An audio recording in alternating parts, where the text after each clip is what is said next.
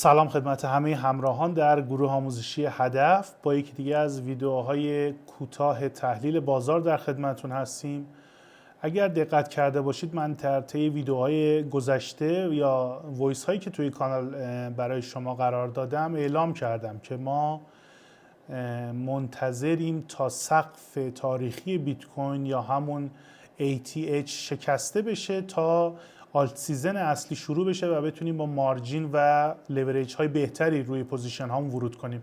من تو این ویدیو میخوام دلیل تاکید خودم رو در این خصوص به شما نشون بدم تا متوجه بشید که چرا ما کماکان از معاملات اسکل و معاملات با ضریب پایین به خاطر نوسانات مارکت یا نوسانات بیت کوین استفاده میکنیم و دلیل اصلی من برای صبر کردن چیه. بریم روی ویدیو اینا رو با هم ببینیم. مرسی. خب من اینجا میخوام تا چارت توتال 3 رو مقایسه بکنم با چارت بیت کوین و اینها رو میندازم رو هم بچه‌ها و اینها رو یک سری ترسیمات انجام میدم. الان با هم دیگه چک میکنیم. ببینید اگر دقت بکنید چارتی که از خطوط و کندل های آبی و قرمز تشکیل شده چارت توتال 3 هست و اون خط نارنجی رنگ لاین نارنجی چارت بیت کوین رو به طور همزمان در تایم فریم هفتگی به ما نشون میده. خب من یک سقفی داشتم روی بیت کوین. اگر دقت بکنید اینجا منظورم هست این سقف رو با خط نارنجی به شما نشون میدم. این سقف وقتی که شکسته میشه، پس من این سقف رو مقاومتش رو اینجا با یک کادری میارم این طرف. میخوام کامل دقت بکنید. کادرمون هم نارنجی میکنیم که مشخص باشه. ببینید این سقف توی این نقطه بچه شکسته میشه اینجا، خطوط نارنجی. بعدش بیت کوین به شدت گارد صعودی میگیره. درسته؟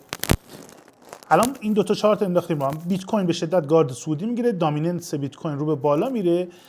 این بالا رفتن باعث میشه که ابتدا اگر نگاه بکنید ابتدا در اینجا یک به خاطر افزایش دامیننس ما یک رنجی رو در آلت کوین و توتال 3 شاهد باشیم.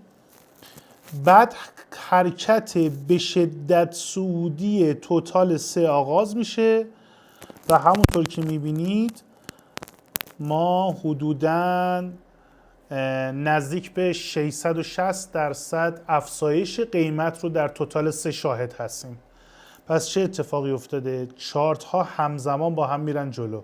وقتی که بیت کوین سقف تاریخی خودش رو میشکنه، بعد از یک مدت چارت توتال هم سریع شروع به حرکت میکنه و روند و گارد صعودی خودش رو شکل میده. برای همینه که من تأکید میکنم آلت سیزن اصلی افزایش قیمت در چارت توتال 3 که همونجور که میدونید چارتی است که بجز مارکت کپ بیت کوین و اتریوم تمام مارکت کپ ها داخلشن. ارزهای کوچیک، ارزهای بزرگ، بی ام بی، دات، لینک یا حالا اپکس یا هر ارزی داخل این چارت هست. خب ما بیایم اینور، حالا همین رو میاریم الان این طرفتر.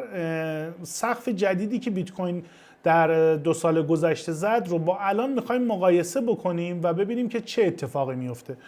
خب من سقف جدید بیت کوین رو الان تو این نقطه دارم و اگر دقت کرده باشید ما منتظریم، روبروش رو اگر ببینید ما منتظریم که بیت کوین این سقف رو بشکنه. من الان چارت رو هم یه مقدار بازی میدم که این دوتا منطبق بشن به هم. میارم میذارم این رو. چه اتفاقی میفته بچه ها؟ اگر چارت بشکنه من شاید بهتون بگم بارق بر 5 برابر 6 برابر احتمالاً مارکت کپ توتال 3 افزایش پیدا خواهد کرد، چون من از اینجا الان میخوام این چارت بیت کوین رو حذف کنم و نحوه شکلی که این اتفاق افتاده در توتال 3 رو برای شما بکشم. پس من اینجا بیت کوین رو حذف میکنم، چارت رو به صورت لوگاریتمی در میاریم. این خطوط تماما مال بیت کوین بود. حرکت چارت توتال 3 دقیقاً از این نقطه‌ای شروع شده که من دورش خط کشیدم. پس من طرح اصلی رو میکشم. بچه ها نگاه کنید.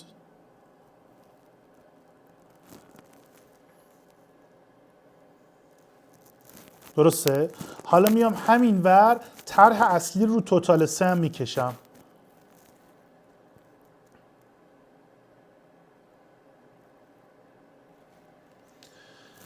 بچه شباهت رو ببینید. این دیگه این چارت کاملا چارت توتال هست. قبل از اینکه به این سقف برسه، اگر دقت کنید نگاه کنید به این سقف، ما اینجا محلی هست که بیت کوین سقف خودش رو شکون. دقیقا ببینید قبل از اینکه الان برای اون طرف هم همین جوره، قبل از اینکه به اینجا برسیم به این سقف، ما اینجا هستیم و بیت کوین در تلاش هست که سقف خودش رو بشکنه. پس من اگر بخوام یک تشابه بذارم برای هر دو چارت در زمان قدیم و جدید، بچه تحلیل تقریبا تموم شد. مارکت کپ توتال 3 که در حال حاضر 600 میلیارد 650 میلیارد دلار هست، احتمالاً تا 6000 میلیارد دلار 5500 میلیارد دلار بالا خواهد رفت. پس دلیل اصلی که من تاکید دارم که عجله نکنید، در این تلاطم ها، در این نوسانات پولتون رو از دست ندید، صبر کنید. شده 1 ماه، شده 2 هفته، شده چند روز تا بیت کوین سقف خودش رو بزنه ابتدا و تثبیت بده و با پول سنگین وارد بازار بشید رو ما روی نمودار برای شما نشون دادیم. امیدوارم که بتونید ببینید و استفاده لازم رو ببرید. هر سوالی داشتید من و ادمین ها در گروه پرمیوم و در گروه VIP در خدمت شما هستیم. موفق و مایل پیروز.